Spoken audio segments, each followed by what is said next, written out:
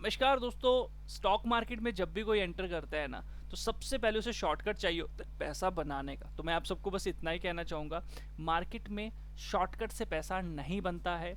Market में पैसा धैर्य और टाइम देने से बनता है। दोस्तों, अगर आप GRSE के स्टॉक को काफ़ी समय से होल्ड कर रहे हैं, या फिर काफ़ी समय से आपने स्टॉक के ऊपर रडार रखी हुई है, तो ये वीडियो आप लोगों के लिए खास है, क्योंकि इस वीडियो में आपको कुछ मैं इंपॉर्टेंट चीज़ बताना चाहता हूँ जो आपके लिए मुनाफा दे सकती है, आपको है ना, बचा भी सकती है। और कहीं ना कहीं आप ये कहोगे कि नहीं यार, वाकई में डिसीजन सही रहा इस वीडियो को देखने के बाद, है ना। तो GRSE का स्टॉक आज 2877 रुपीज़ के करीब चल रहा है। तो मैं सबसे पहले तो बता दूं कि जब किसी स्टॉक में इन्वेस्टमेंट करते हैं ना, हमेशा उसका प्रमोटर होल्डिंग देखा करो। तो देखो, इसकी प्रमोटर होल्डिंग कितनी है, 74% है। बहुत अच्छी होल्डिंग है ना। प्रमोटर आउन करता है इतनी बड़ी होल्डिंग। लेकिन क्या प्रमोटर गलत होता है? हो सकता है प्रमोटर भी गलत हो जाता है। तो कभी प्रमोटर पे अकेले भरोसा मत करो। थोड़ी सी इन्वेस्टमेंट कहीं ना कहीं FIs DIs के पास भी होनी चाहिए। तो FIs इस स्टॉक को 3.5% होल्ड करते हैं, ये बात ध्यान रखिएगा। एंड DIs इसमें नियर अराउंड 1.69% होल्ड करते हैं। कोई ज़्यादा बड़ी होल्डिंग नहीं है FIs DIs की, इस बात को ध्यान रखिएगा। बाकी ओवरऑल इसमें बड़े प्लेयर का ही पैसा है। बाकी अगर पब्लिक की बात करें तो 17.85% यहाँ पर पब्लिक जो है इसे होल्ड करती है, इस बात को ध्यान में रखिए। ये भी एक बहुत बड़ा नंबर है जो पब्लिक के पास है इस स्टॉक का, है ना। तो overall holding is good, but मैं ये बिलीव करता हूँ, या मैं ये मानता हूँ, या मैं ये सोच कर चल रहा हूँ कि कहीं ना कहीं अगर इसमें एक अच्छी आपको प्रॉफिट बना के ये अगर इसको देना है ना, तो FIs और DIs की ना थोड़ी थोड़ी और इसमें जो होल्डिंग है वो बढ़नी चाहिए, तो बड़ी फास्ट मूवमेंट आएगा। और ठीक है, अब इसमें ध्यान रखो, रेवेन्यू कंपनी काम कर रही है लेकिन स्टैंड अलोन बेसिस पे दिखाया गया है, कंसोलिडेशन बेसिस पे बिजनेस नहीं दिखाया जा रहा। ये कहीं ना कहीं एक चिंताजनक बात है। रेवेन्यू की बात करूँ तो इंक्रीज हो रहा है, नेट प्रॉफिट की बात करूँ वो भी इंक्रीज हो रहा है, अर्निंग पर शेयर की बात करूँ बहुत अच्छी है, BVPS की बात करूं बहुत अच्छी है, ROE रिटर्न ऑन इक्विटी ये भी बहुत अच्छा है। अगर बात करें डेप्ट टू इक्विटी रेशो, है ही नहीं, कंपनी अपने पैसे के साथ काम कर रही है, एवरीथिंग इज गुड, कोई दिक्कत वाली बात नहीं है।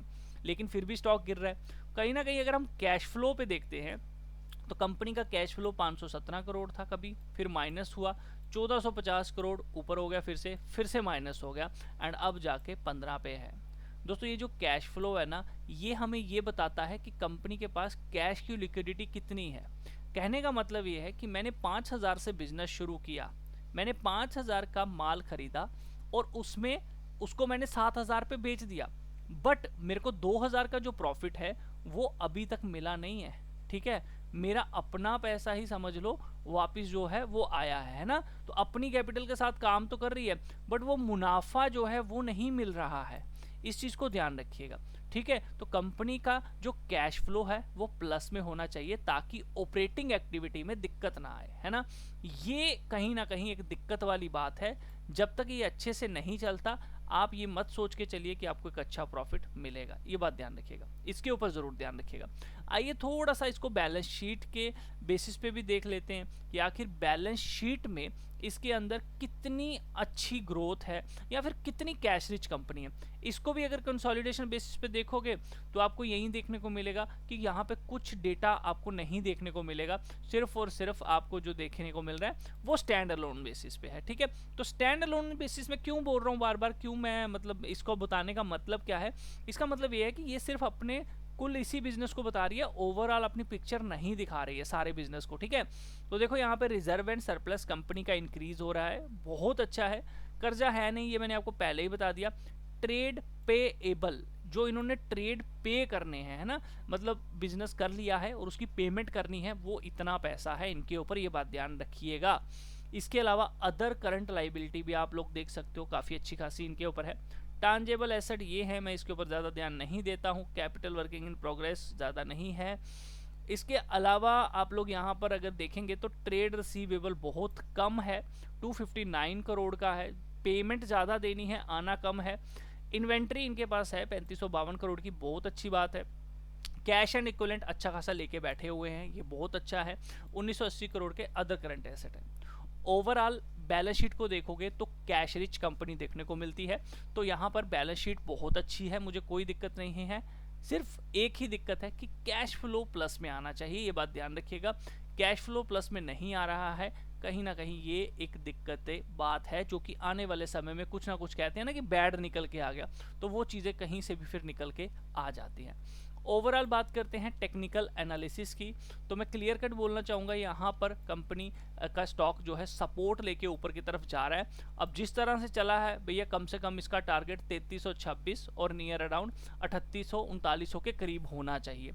बट एक चीज़ मैं आपको क्लियर कट बताना चाहूँगा कि दोस्तों अगर आप ध्यान से देखो, इस चीज़ को ध्यान से समझना कि ये एक ब्रेकआउट था, जब ये टूटा था तो बहुत अच्छे तरीके से ऊपर गया, बट एकदम से फॉल आया है और उसके बाद आज तक ये इस लेवल के ऊपर नहीं जा पा रहा है। तो कहीं ना कहीं इस जोन के ऊपर बहुत सारे लोग फंसे हुए हैं, जिन्होंने सोचा होगा कि बहुत पैसा बनेगा, अब ये निकल चला है ऊपर। तो ध्यान रखो, ये जो 2740 का लेवल है ना, ये जो लेवल है 2800 का करीब करीब ये देखने को मिल रहा है, जहाँ पे ये क्लोज हुआ है, ये बहुत इंपॉर्टेंट जोन है, ये आपको पता होना चाहिए, ये बात ध्यान रखिएगा। जब तक ये स्टॉक, आपको मैं बोल दूं 2833, ठीक है, 2833 कह लीजिए या फिर 2800 का भी लेवल ले लीजिए, जब तक ये स्टॉक इसके ऊपर एटलीस्ट 2 से 3 महीने अच्छे से ट्रेड करके कंसोलिडेशन करके वीकली बेसिस पे, तब अगर ये ऊपर की तरफ निकले तो इसमें बाइंग करनी चाहिए।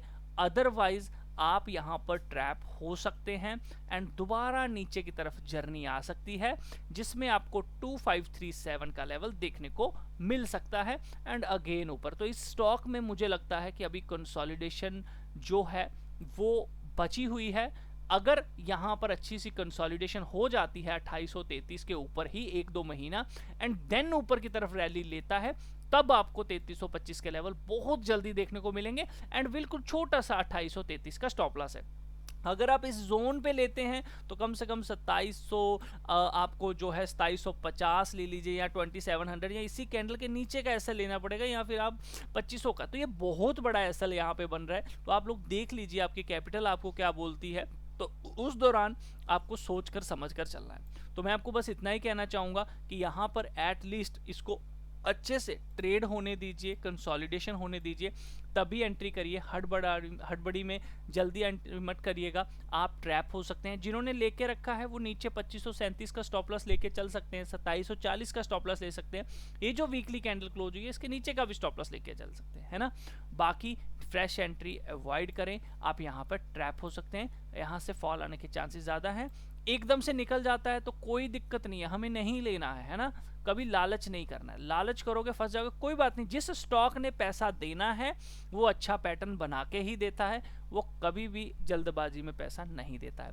बाकी वीडियो अच्छा लगा लाइक ज़रूर करना, इस तरह की वीडियोस पाने के लिए चैनल को सब्सक्राइब करना बेल आइकन के साथ। मिलता हूँ नेक्स्ट वीडियो में, तब तक के लिए अपना ख्याल रखिए एंड ट्रेड लेने से पहले एक बार अपने फाइनेंशियल एडवाइजर से ज़रूर पूछना है, क्योंकि रिस्क आप